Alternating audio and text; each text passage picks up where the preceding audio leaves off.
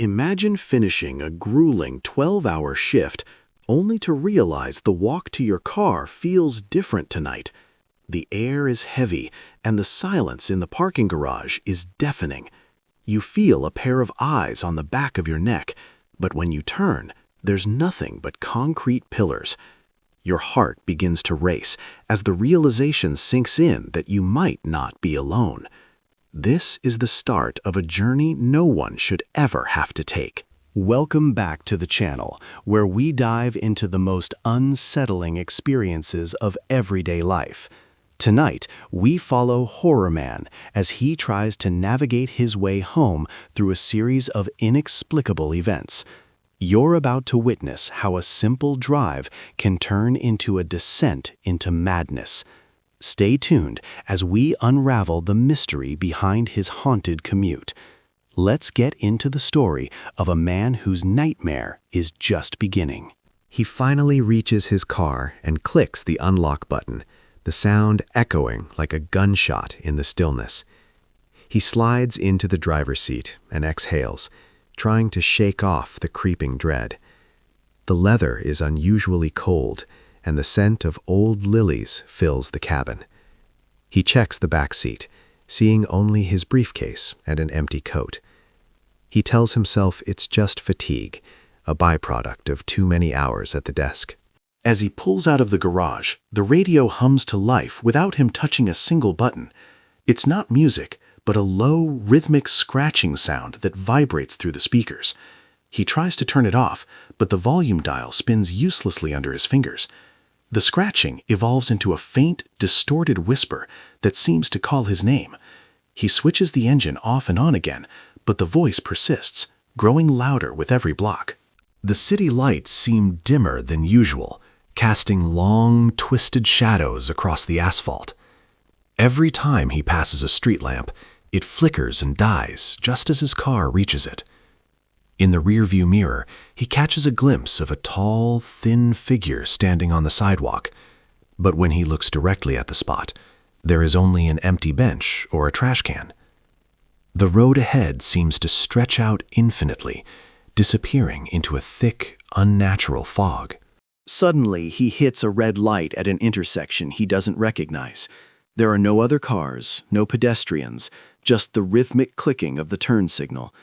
He looks to his left and sees an old woman standing at the edge of the road, staring directly at him. Her face is obscured by a veil, but her hands are pale and skeletal, clutching a tattered umbrella. She doesn't move, even as the light turns green and the wind begins to howl. He accelerates away, but the sensation of being followed intensifies.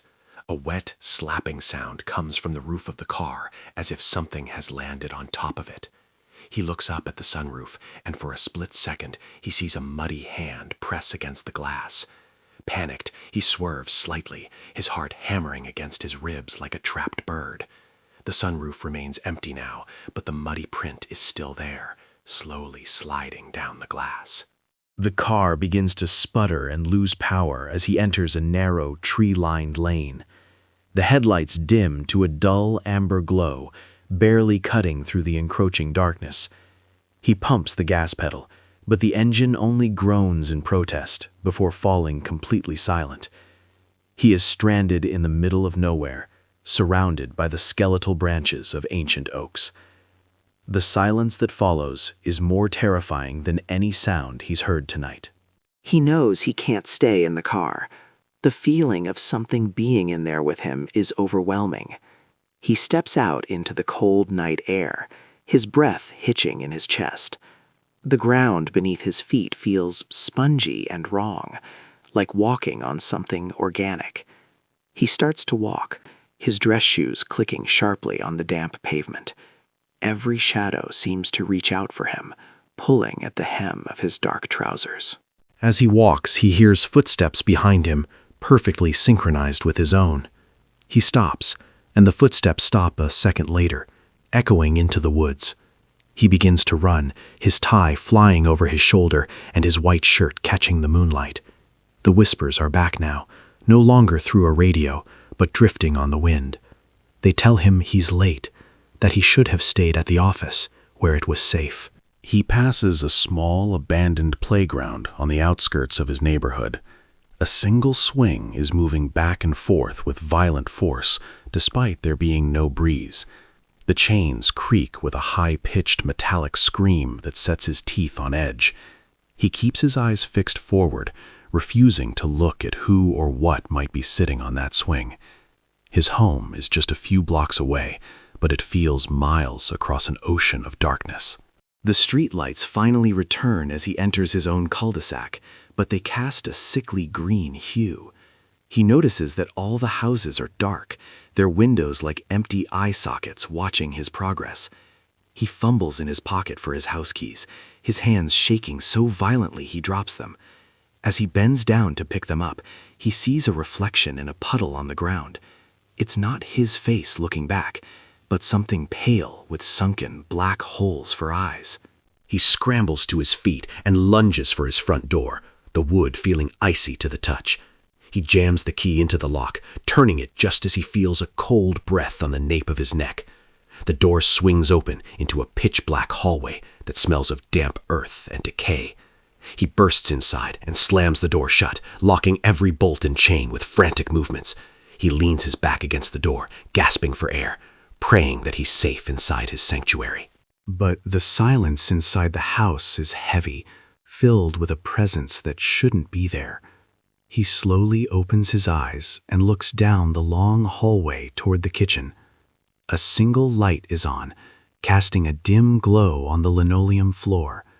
He sees muddy footprints leading from the center of the room toward the stairs. These aren't his prints. They are smaller, distorted, and seem to be steaming in the cool air. He moves toward the stairs, compelled by a mixture of fear and the need to protect his home. Every step he takes feels like walking through molasses, the air growing colder with every inch. He hears a soft, melodic humming coming from the upper floor, a lullaby he doesn't recognize. It's a woman's voice, sweet, but tinged with an edge of ancient sorrow. He reaches the landing, his hand trembling on the banister as he looks toward the bedroom. The bedroom door is slightly ajar, and a pale light spills out into the corridor. He pushes it open, expecting the worst, but the room appears to be empty and still. His bed is neatly made, and the window is locked tight against the night. However, when he looks into the vanity mirror, he sees his own reflection looking back at him. But his reflection isn't moving. It's standing perfectly still while he continues to breathe and shift. The reflection's lips begin to move, though no sound comes out in the physical world. He leans in closer, trying to read the words, and his blood turns to ice. The reflection is saying, "I will be there tomorrow, and the day after, and the day after." He stumbles back, tripping over a rug, as the reflection's eyes turn entirely black. The lights in the room suddenly explode, plunging him into total, suffocating darkness once again. He wakes up on the floor the next morning, the sun streaming through the curtains as if nothing happened. His shirt is wrinkled, his tie is gone, and his body aches with an exhaustion that goes bone deep. He tells himself it was a dream, a vivid hallucination brought on by stress and lack of sleep. But then he looks at the mirror and sees a small, muddy handprint right where the reflection's face was. The reality of his situation begins to set in. This wasn't a one-time event. He realizes that his commute home will never be the same again, a cycle of horror that repeats with every sunset. Every night, the fog will wait for him, the voices will whisper, and the shadows will follow him home. He is caught in a loop, a spectral haunting that feeds on his fear and his weariness.